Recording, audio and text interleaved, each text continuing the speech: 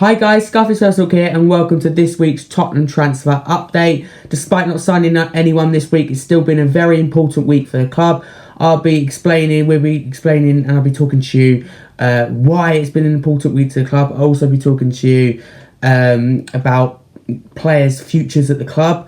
And also potential players that we're weighing up, options to buy, any advanced negotiation, keeping you up to date with all the transfer news that has happened this week and what to expect next week. So don't go anywhere. I hope you're all well. Let's crack into today's video. But actually, before we do that, please smash the subscribe button if you're new for these weekly Tottenham transfer updates during this summer break, if you like, in between the seasons, in season break, end of season, keeping you up to date with Tottenham transfer news that's happened from the week and as to what to expect into the coming week.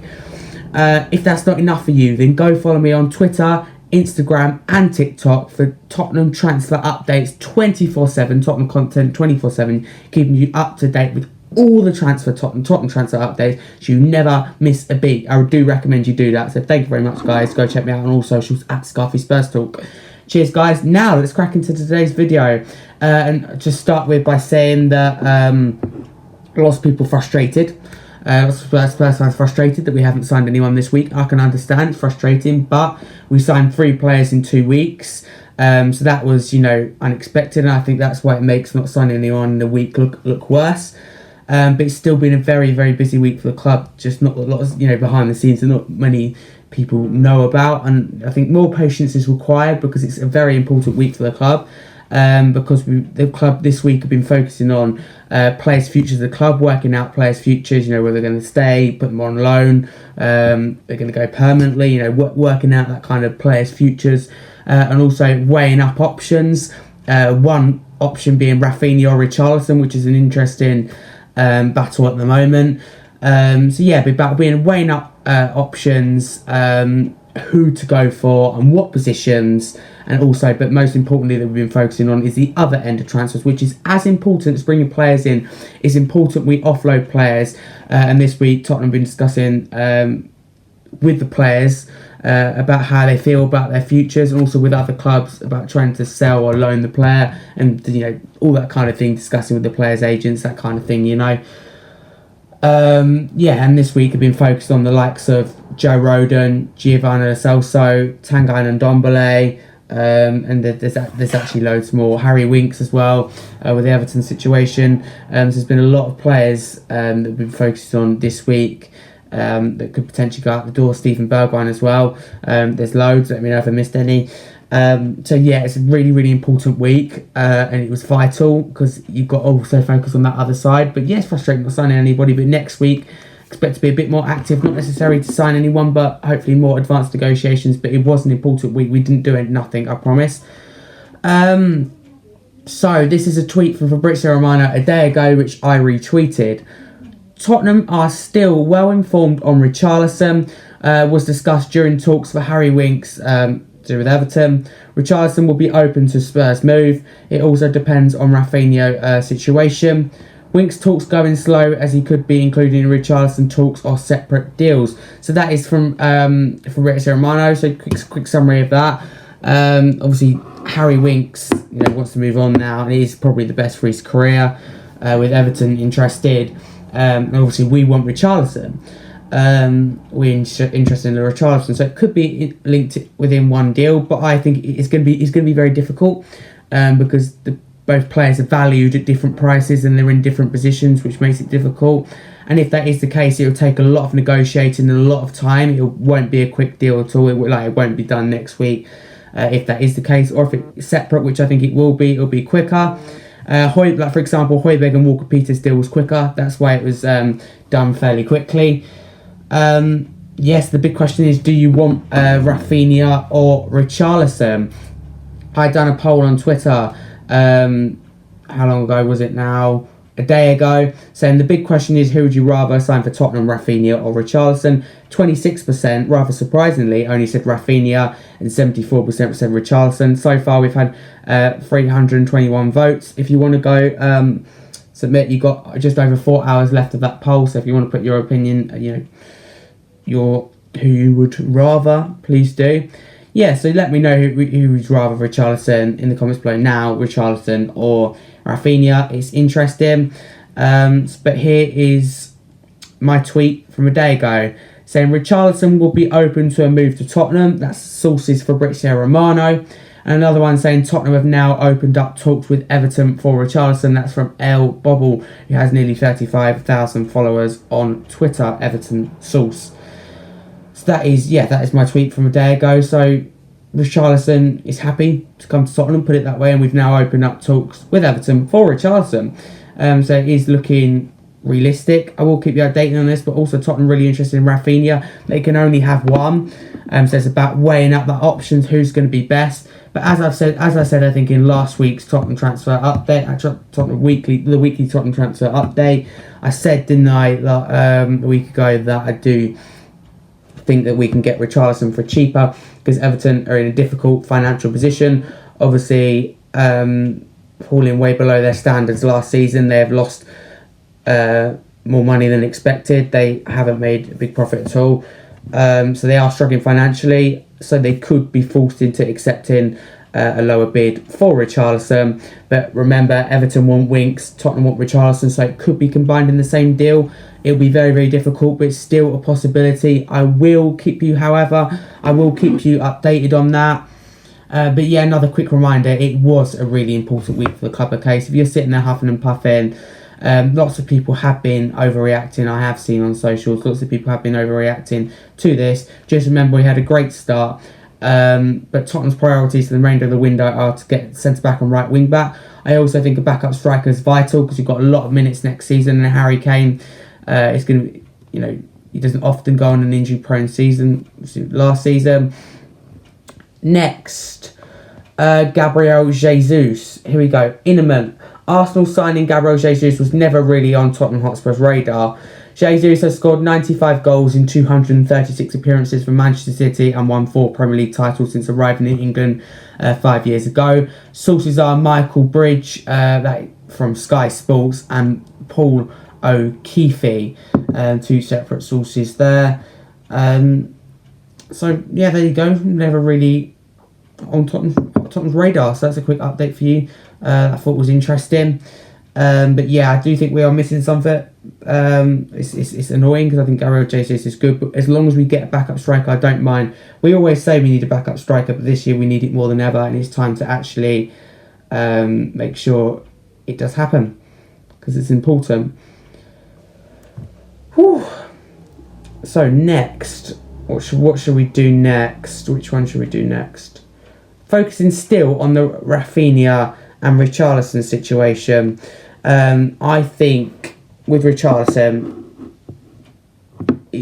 I find it hard to imagine Richarlison in the Tottenham Spurs shirt next season under Antonio Conte. But Conte can improve these things that I'm going to mention because Richarlison dives a lot and moans a lot. So I think it's interesting. Rafinha or Richarlison. I think maybe Rafinha. However, Richarlison can play multiple positions, and we do need a backup striker, so that suits Richarlison. So if Conte can adapt, I think Richarlison, but as terms of a better player, Rafinha. So I'm really, really interested to know your opinion. So please let me know in the comments below. Because yeah, so here we go. Here's a tweet from Last Word on Spurs. Richarlison has told friends he is keen to sign for Tottenham Hotspur and play in the Champions League. Spurs want to recruit a dynamic attacking player capable of playing out wide as well as providing cover down the middle for Harry Kane and Son Heung-min. That sounds reasonable. I mean, Last Word of Spurs, they have a lot of followers. I think they have 94, nearly 95, maybe 1,000 followers on Twitter, and that is very, very reasonable that we do want a backup striker, play multiple positions. So I do believe that as well. And also, by the way, don't want to jump to conclusions, but Rafinha has started following UEFA Champions League on Instagram this week. He's also now following Son, Lucas and Emerson. But as I said, I don't want to jump to conclusions, but it seems that someone's keen on coming to Tottenham. Lots of people will say, oh, he's following Gabriel Martinelli and Gabriel from Arsenal, but that's because they're Brazilian. And I accept that like Emerson, Lucas, because they're Brazilian, I accept that. But with Son and Champions League and the timing that it's been done, I think it's saying something. But, who knows? Next, here is my post on Instagram from 2 days ago, saying talks ongoing between Tottenham and Barcelona over Lenglet on loan. Catalan side, who wanted a permanent transfer but open to loan deals, hopes the player can be convinced. He's open to leaving Barca and a meeting with Conte is possible. Sources is Molly Renz and also Rashid Ram. Two separate sources there on Instagram. Tottenham are also open to paying a significant portion of Lenglet's salary. Molly Renz and Tottenham tiers are the source. Let me know in the comments below, because that is a potential option for a backup centre-back. Would you be happy to see Lenglet playing as a centre-back? Would you be happy to see Lenglet in a Tottenham shirt next season, bearing in mind he'll get a lot of minutes because we do need a centre-back? That's a question you've got to ask yourself. I think it's an interesting question. A day ago, it was Rodrigo Bentancur's birthday, so happy birthday. I know it's gone now, but happy birthday, Rodrigo Bentancur. I hope he had an excellent day, because he's the reason. I love that song. Yes, a massive happy birthday. I do hope he had a fantastic day. I'm sure he would have. He's a legend. Can't wait to continue to see him playing in Spurs next season. Another update on Gabriel Jesus. 3 days ago, this is from Alistair Gold via Football London that I also posted. Tottenham held an interest in Gabriel Jesus, but not planning a bid for the Brazilian, leaving the door open for Arsenal to secure his signature. That is Alistair Gold via Football London, similar to the one earlier we saw from separate sources. So it looks like officially Arsenal will sign Gabriel Jesus. 4 days ago, this is me. Giovanni Lo Celso is likely to leave on a permanent deal this summer. This is Michael Bridge via Sky Sports in their quick minute, Tottenham roundup, very, very quick roundup. Here we go.